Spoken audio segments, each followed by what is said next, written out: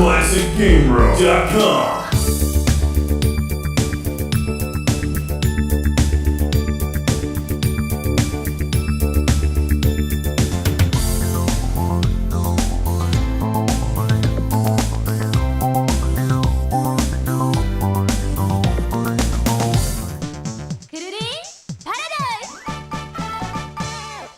Blue ducks and spinning things, it's KURURIN Paradise, the game that slurs its title so you don't have to. Okay, here's the story as I understand it. Stephen, the blue duck, must race to the Japanese circus just in time to meet Peter, P-E-T-R, the telepathic panda bear. The only problem is that Stephen was too slow. Peter spontaneously panda bear combusted, leaving clumps of black and white fur everywhere, as well as a mind-altering telepathic haze. Stephen races to the nearest trash can and slides down the Voltron chute hidden inside to enter his robotic whirlybird that he'll use to fly through his hallucinogenic haze in order to turn back time and bring Peter back to life again because he owes him 50 yen. That's the official story of KURURIN Paradise.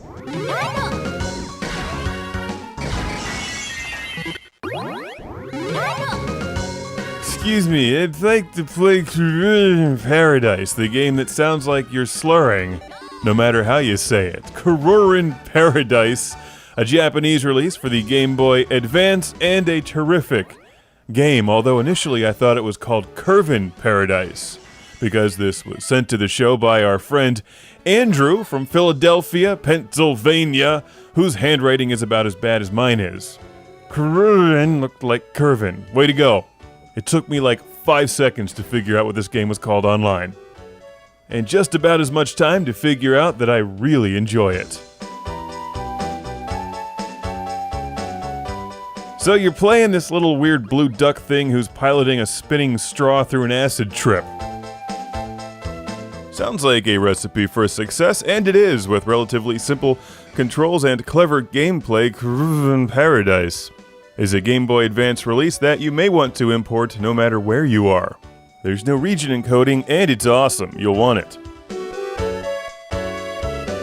That took me like 80 tries to get through that, by the way. This game is a lot harder than it looks. And some Japanese kid has all the high scores. How did you guys get through this level quickly? I could barely get through it at all.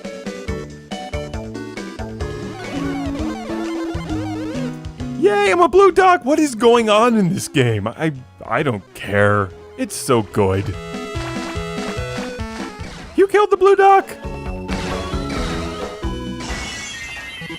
So here's the real deal. The straw, which is actually a helicopter, or it's supposed to be a helicopter, spins automatically, and you're supposed to move it through these levels without smashing it into things. You can speed up the rotation with the top right button on your Game Boy Advance, or Game Boy Player for the, GameCube. I got too much crap now, I get them all confused.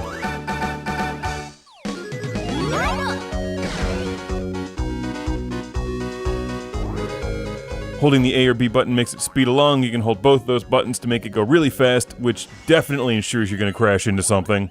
And sometimes if you hit springs or whatever, you can reverse the rotation, and you just gotta make it through levels. It's hard as nails, catchy, and tons of fun.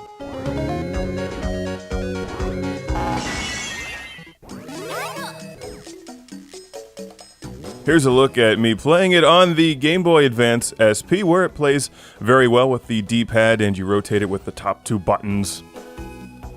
It looks good, and this is the kind of game you can play anywhere, except be careful, because if you're standing on concrete, you could easily smash it on the ground when you get frustrated. Or throw it at the person next to you on the bus. Don't do that either, because they'll be like, "What'd you throw at me?" And you'll say, "Paradise," and they'll just assume you're drunk. And then you'll have to buy him a drink and make small talk, and that'll take time away from playing KURURIN Paradise. You see, these are the kinds of things you need to think about before you enter game rage. If you lose, just give it the finger and try again, unless the person next to you on the bus is really hot, in which case throw it at him.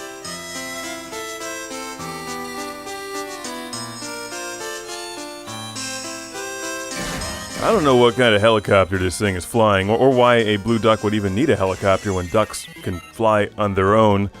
Wow, that's a huge plot loophole. This thing needs Airwolf. In addition to the storyline mode, which saves your best times, Andrews are saved under Rambo. There's also a whole bunch of fun and clever challenges and mini-games. I particularly like this one, which is like Warlords on the Atari 2600, but more colorful. As far as I know, this does not have a Western release, which is a shame because I think a lot of people in the West would enjoy this. It's not terribly expensive to import, and I actually have two people to thank for this, Andrew from Philadelphia and Keenan from Burlington, Iowa. So, thanks Andrew, thanks Keenan, it's the game I can't pronounce that you should play.